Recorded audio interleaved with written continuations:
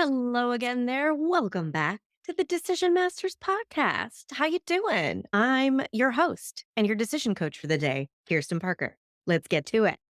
So last week, we had a super fun conversation. I don't know if you remember this conversation we had together, but we did. We had a super fun conversation about separating your decision time from your implementation time, your deciding time versus your doing time.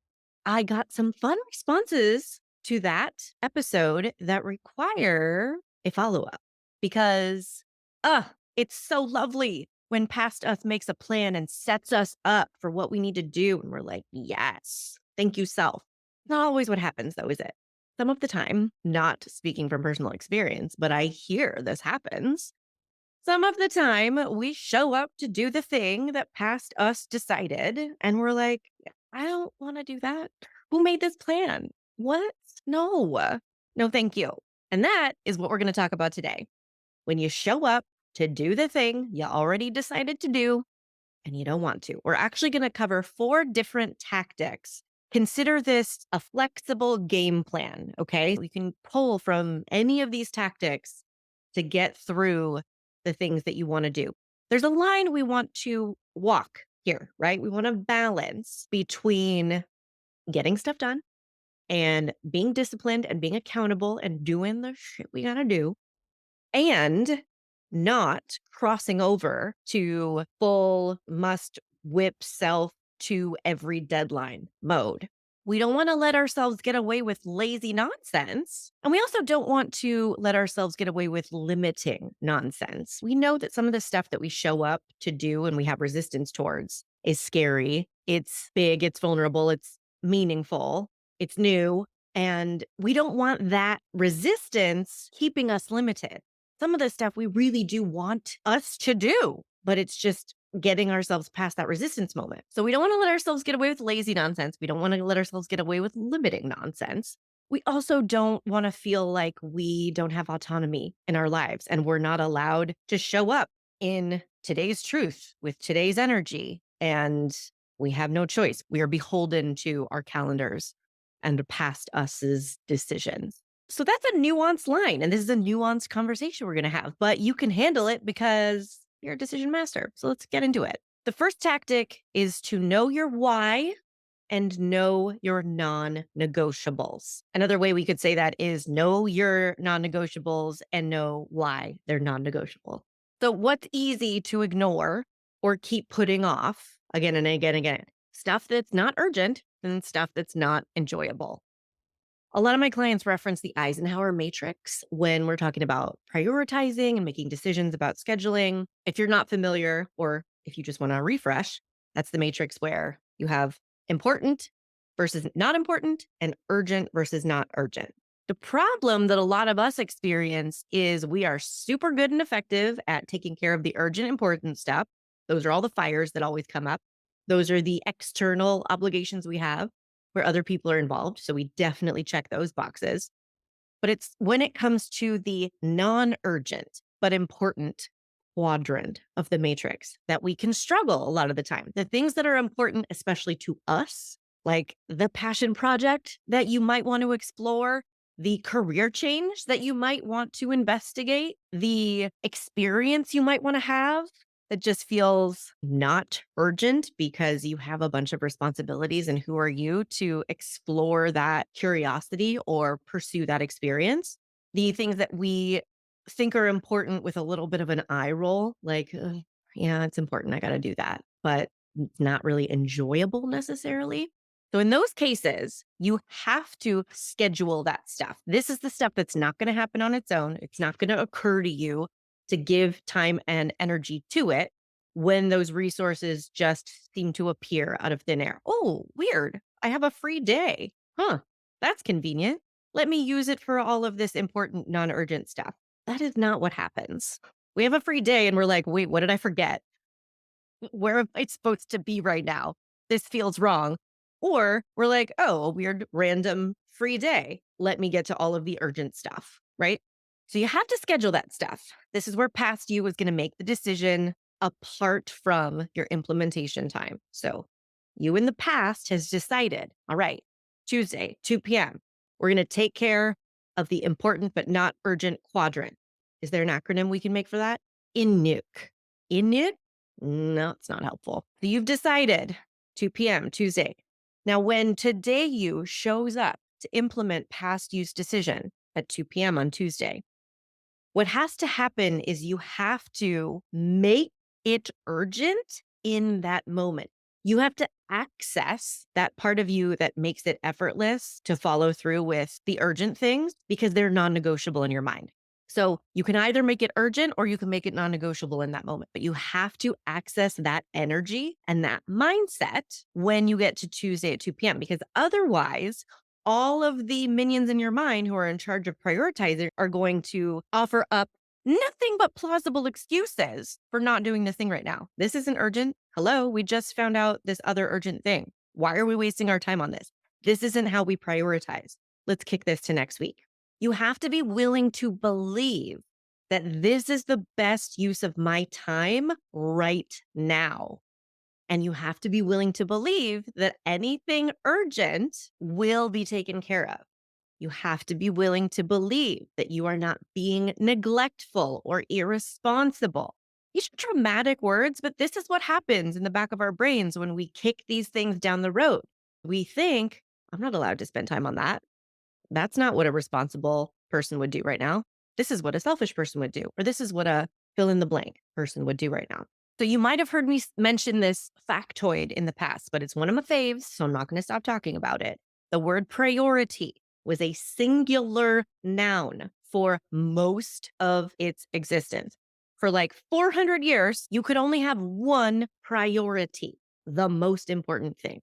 Then the Industrial Revolution happened and everyone was like, you know what's going to be a great idea? What if we have 17 priorities at once? That sounds fun and doable, right? Should we do that? That makes life sound really fun. I suggest we all go back to the original version of this word. In that moment, Tuesday, 2 p.m., you have one priority. You do not have 10 priorities that are competing for your attention because you can only do one thing at a time. Tuesday from 2 to 3, your one priority is this important thing that you're either going to decide is urgent in that moment or you're just going to decide is non negotiable because you're clear on your why it's important. Oh, that was just one tactic. Are you ready for the rest? Ugh, this is so fun. Okay, tactic number 2. This is the fun one. You're going to start putting resistance into your plan. What? Yeah, you're going to plan on not wanting to do lots of stuff that past you really hopes you do or thinks it'll be a really good idea for you to do. A huge skill is being able to feel resistance, validate that resistance, and then do the thing anyway. So you're going to start putting resistance into your plan. You're going to imagine, all right, I'm going to put this on my calendar for Tuesday, 2 p.m. Imagine me in the future arriving at 2 p.m. on Tuesday and how they're going to feel. And I'm going to imagine the possibility that they're not going to want to do this thing. A lot of this resistance is very predictable because it's very patterned, right? So let's start using that to our advantage. Let's start planning on what we can plan for. And what you're going to do is make an if then plan. It sounds very official and structured, but it's not. It's as simple as having a conversation with yourself rather quickly. So you're going to imagine, all right, this is going on the calendar, 2 p.m. Tuesday, or it's not, doesn't have to be just decisions about scheduling. This is just the example we're using, but this can apply to anything. This can apply to the decision to have a conversation with someone and then imagining, oh yeah, when that time comes, I might feel resistance and not want to have this conversation. That's another great example. Just know that we're talking about any decision that past you might make that present you might not want to implement. All right. That's the resistance we're talking about here. So you're going to make an if then plan. You're going to really allow for the possibility that you might not want to do it. And you're going to decide if that happens, what will I do? If you know you want to do the thing, you know that it's in your best interest or there's a deadline. We're going to get to this in the next tactic when we talk about stakes. But if you know, I would really love, no matter what, to do this thing, then you're going to make the if then plan. If I feel resistance, then Here's what I'm going to do to shift my mindset and shift my energy so that I can do the thing. If I feel resistance, I'm going to do it anyway, but I'm not going to force myself and just beat myself up for not being in the right energy or mindset, like showing up as I'm supposed to. We're not going to put that pressure on ourselves. We're going to take care of ourselves. We're going to set ourselves up for success. So putting into the plan, if I feel resistance, that's going to be totally normal. And I'm going to arrive in that moment saying, yep, I don't feel like doing the thing that past me planned, right on schedule. Here we are. Nothing's going wrong. Luckily, past me, high five, made a plan for this. So here's what I'm going to do. And I'm going to take my plan seriously. I'm going to shift my attitude. I'm going to shift my energy. I'm going to do 10 jumping jacks. You're laughing, but I've made people do this before and I've done it myself and it freaking works. So just saying. Now, remember, part of our new way of operating is allowing for today's truth, allowing for honoring your energy and not simply forcing yourself to do everything no matter what. You can make a kind of if then plan that accounts for that.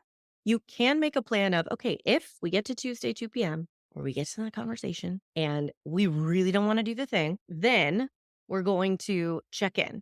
Is this just me having regular resistance and I need to do 10 jumping jacks, or I need to do my mantra statement, or I need to phone a friend and then do the thing anyway? Or am I really not in the headspace that I need to be to do this thing well? Am I really not in the physical energy that I need to be to do this thing well, to get the most out of this, or to create the results I need?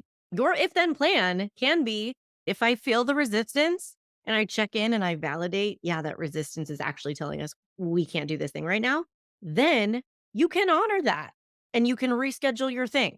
Now, you might be wondering, wait, Kirsten, isn't that just like putting it off again, just like we always do and we're trying not to anymore? And my answer is no. This is the difference between responding to resistance versus reacting to it. When we're in reactive mode and anytime we feel resistance, we're like, ooh, can't do that. Oh, don't feel like that. Don't want to do that. We're not being empowered. We're not making conscious decisions. You're not checking in with yourself with all of these points that we just went through. When you're responding to resistance, then you're using your best brain to make the most authentic, self-honoring choice. In that instance, you're not putting something off. You're not procrastinating. You're not avoiding. You're making a conscious decision. And we have to live in a world where that's allowed, and there has to be a difference.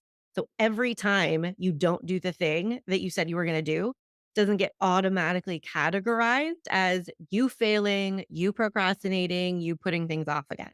It might feel like that right now because that might be the established pattern, but that's okay. We're going to change it. You're going to start living in a world where sometimes you procrastinate and put stuff off because you're human and like not everything we do is fun.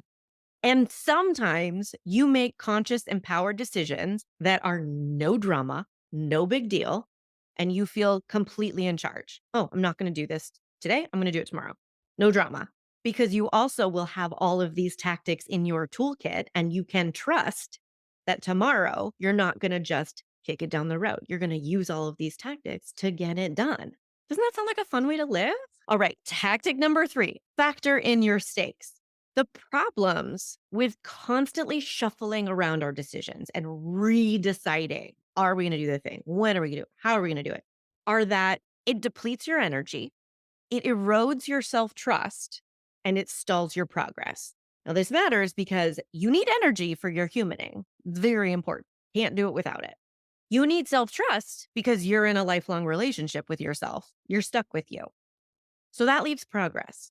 This is where you're going to start getting discerning and really putting yourself in charge of the stakes of what you're deciding to do. I want you to ask yourself, am I happy with what's progressing? And am I happy with how it's progressing? This is how you put yourself in charge of the stakes of the decisions you're making. It's very possible that some of this stuff that you're deciding to do doesn't deserve time on your calendar, doesn't deserve space in your brain. And it's worth checking in if this thing truly doesn't matter to you. If you're not making progress in this one area or on this one thing, and you genuinely don't care, it might be time to delete that from your calendar and from your brain storage unit. Sometimes, spoiler alert, You're not doing something over and over again because you don't want to and you don't need to. So, permission granted to scan for that stuff.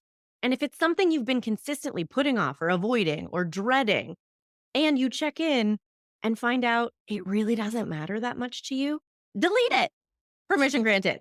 Now, if it is time to change the pace and change the trajectory of something so that you can change your progress, then you have to declare those stakes. When you're putting your plans together, I want you to be crystal clear on what's most important, that you get the podcast recorded at all or that you get it recorded on Tuesday at 2 p.m. What's most important? That you get things done in this order or you get them done today or this week, however they happen. That you move your body at all or that you do this very specific workout. You get to decide. You're in charge of the stakes. But this is the information that comes in so handy when we're putting together that if then plan so that we can know what rules am I following? How am I going to know if it's okay to reschedule this thing or not? Now, this can challenge some people because some of us have a lot of noise in our head about the right way things should happen and the best way we should do things. And a lot of the work I do with people is lowering that noise so they can find their most authentic and easiest answer. Does it matter that you do everything on your calendar just as it is written for the sake of being a good calendar follower? I doubt it.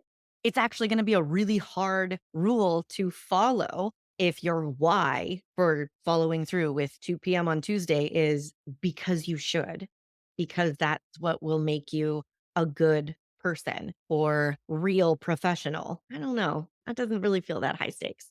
But if you're really aware of why does this matter? What are the stakes? I'm going to put this on my calendar at 2 p.m. and I might have resistance to doing it because it's super scary, but it really matters to me. And I want it done on Tuesday because of these reasons. So I'm going to make my if then plan and I'm going to declare the stakes right now.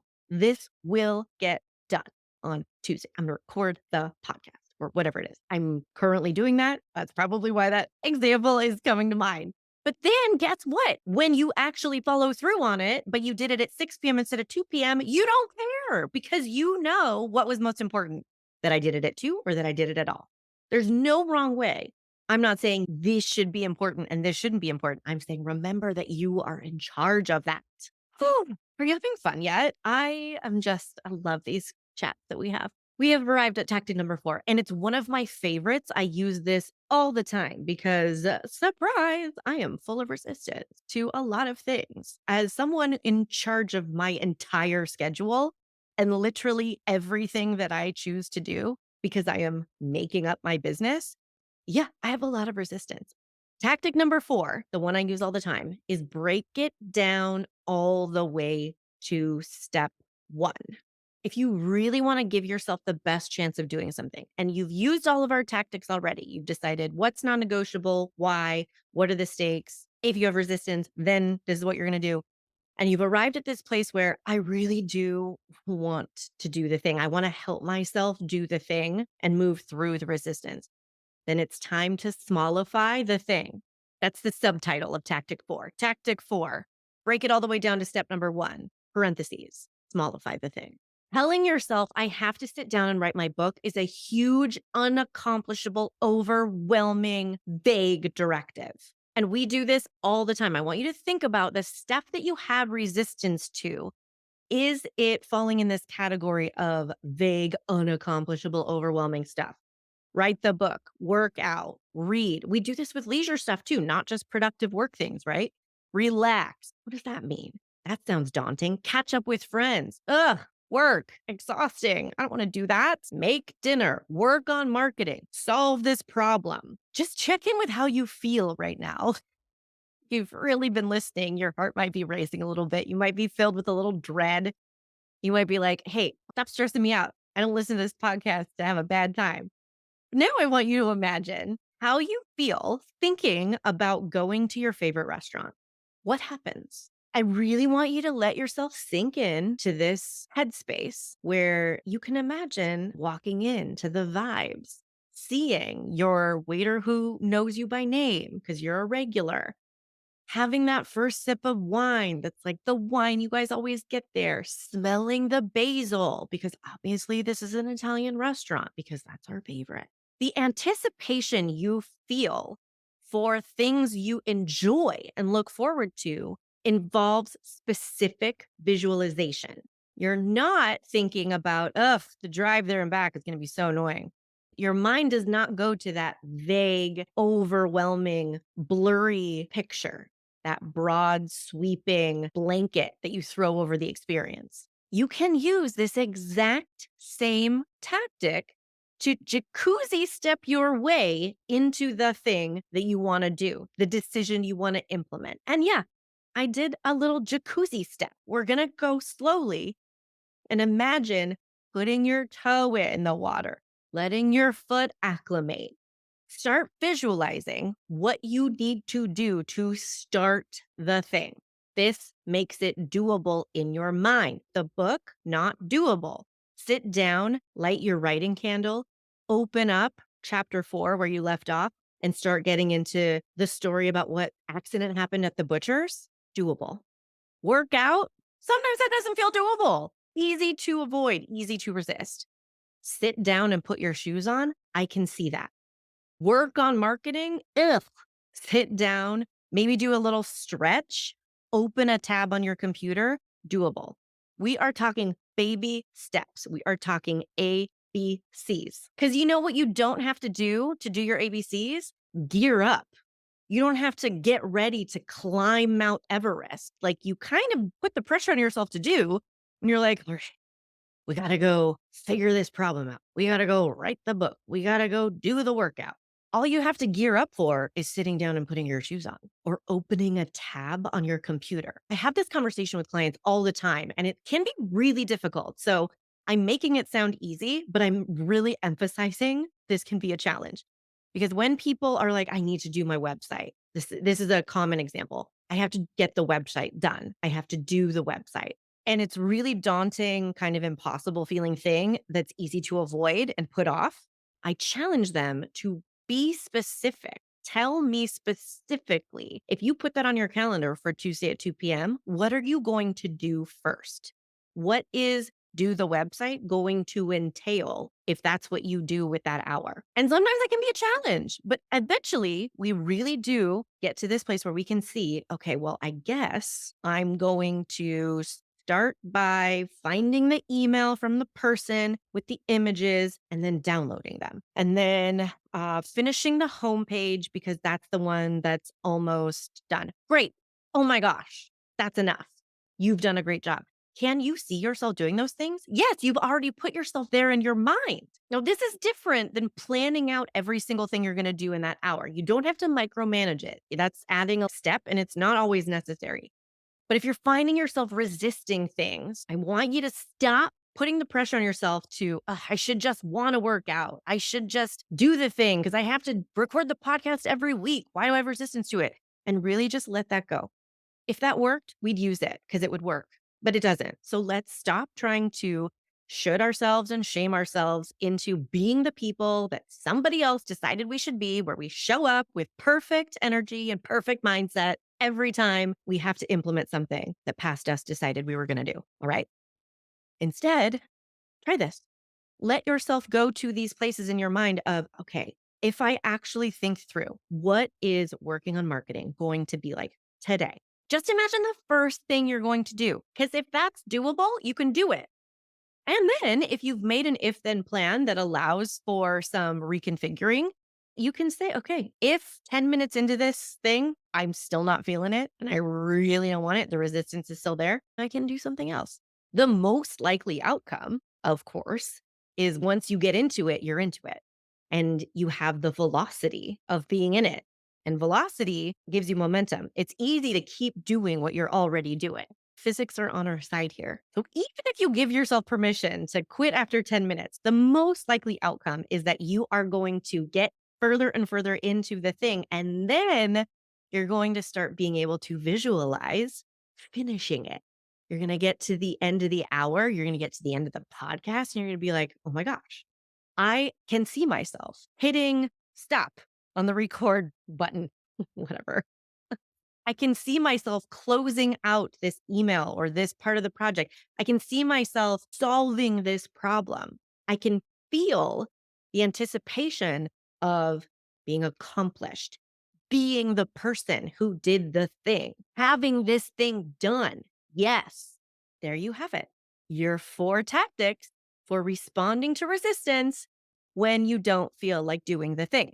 I want to remind you that it is totally normal to experience this stuff and struggle with it, no matter how many degrees you have, no matter how many years of experience you have, no matter what anyone else says you should or shouldn't struggle with. I'm here to tell you it is normal and you're not weird. I have to tell you guys the story about how I told a Starbucks employee I'm not weird one time. Maybe I'll do it at the end.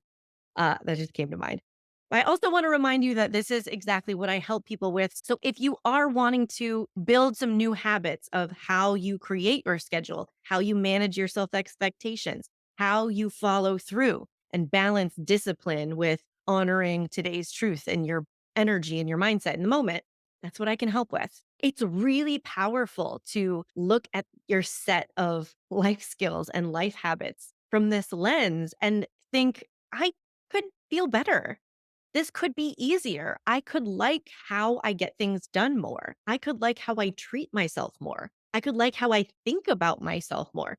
That's what it's all about. So, if you want to talk about working together and specifically taking on some of these habits of what you're getting done, how you're getting it done, and how you're treating yourself in the process, I really encourage you to book your consultation. It's free. It's a no pressure hour where we're going to have a conversation about what kind of work would best support you. Is it with me? And what might that look like? And either way, it's going to get you clear on what results do you really want? How do you want your life to go? How do you want it to feel? Fun things to think about. It's really fun to clarify so that you can actually take action on it. So you can book your consult at kirstenparker.com/schedule. I will be delighted to hear from you. Also, make sure that we are friends on Instagram at KP Coaching or TikTok at The Decision Coach. I would love to hear your thoughts on this or any other episode and what you would like me to talk about going forward. Okay, so my really quick story about Starbucks. I was dropping a friend off at an airport in Austin. Neither of us are from Austin. We were both visiting a friend there. So I had my friend's car that I took my other friend to the airport in. And then it was like, okay, now it's 5 or 6 in the morning. I'm in Austin by myself. I don't know where I am or what to do. Let me just go to Starbucks real quick, regroup, make a plan. Also, you should know for the sake of this story that I worked at Starbucks for 6 years, I think. That was my college job. It was so much fun. My best friends from college today are my Starbucks friends. So I went to Starbucks. I ordered a tea with cream. Oh, you guys, how the breakdown in communication happened after that order, I don't know. But maybe I was unclear. I wasn't awake yet. I can't tell you. I ordered a black tea with cream. And I was asked by the barista, do you want that sweetened? And that's an odd question for a hot tea. Usually we have like liquid sweeteners that you pump into the cold drinks.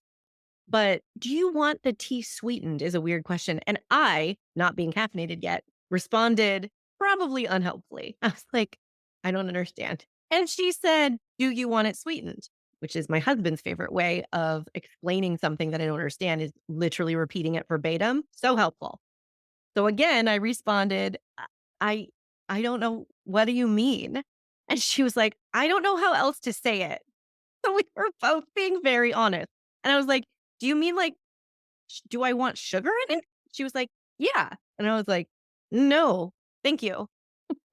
What an odd thing to ask. So I sit down and I should have known something was off after several minutes because a hot tea order, if you're familiar with Starbucks, is you usually just stand at the counter and they put hot water in a bag and a cup and they hand it to you. Not a lot of steps. My drink took a while and there was no one in there, by the way. After several minutes, they call out this iced tea drink thing with cream in it, whatever, at the other end of the bar.